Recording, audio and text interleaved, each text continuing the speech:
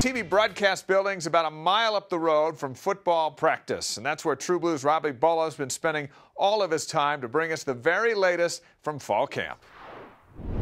It's been 8 months since the Cougars concluded the 2010 campaign. The most anticipated season in BYU history is here, with the commencement of fall camp. Awesome. Yeah, it was really fun. I thought it went really well. It was really energetic, really active, high tempo and high energy. I think that our off-season workouts, our off-season film, and extracurricular things that we organized really helped us to have a smooth first day. I'm really pleased with day one. We still got a long ways to go.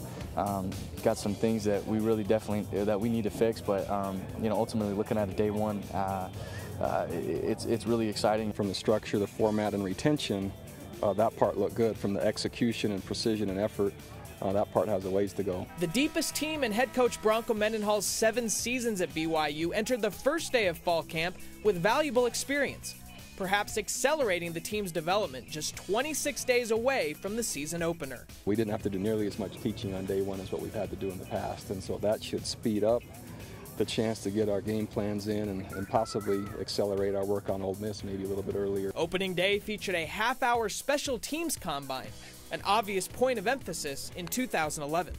I think our special teams can perform and needs to perform at a higher level, and so we're putting increased emphasis on it, and hopefully that'll show this year. The Cougars enter the 2011 fall camp with fewer position battles than a year ago, but the ones that exist are more intense and filled with talent. I think the competition will actually be more fierce between better quality and not as many unknowns as to will we have a player to play that spot. It's maybe how the reps will be divided. The offensive line is looking to fill the only starting spot lost on the entire offense from last season.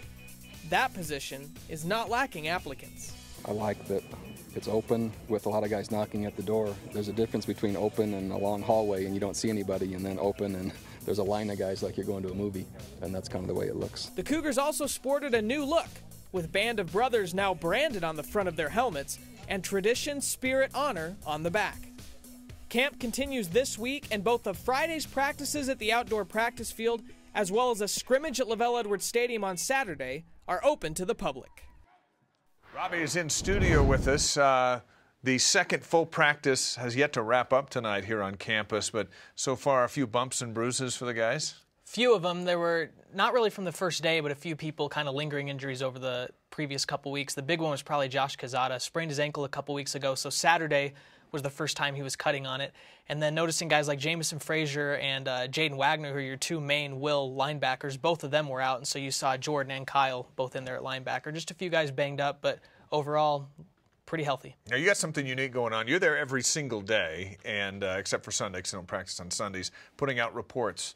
Yeah, we'll be there every day at practice, getting interviews afterwards, and you said we're only a mile away. As soon as we get back here, we'll upload those to our BYU TV Sports YouTube page, so within minutes to an hour after practice every day, you'll be able to watch the interviews live, or the interviews that we got at practice. Sweet. What's the most unusual thing you saw on day one?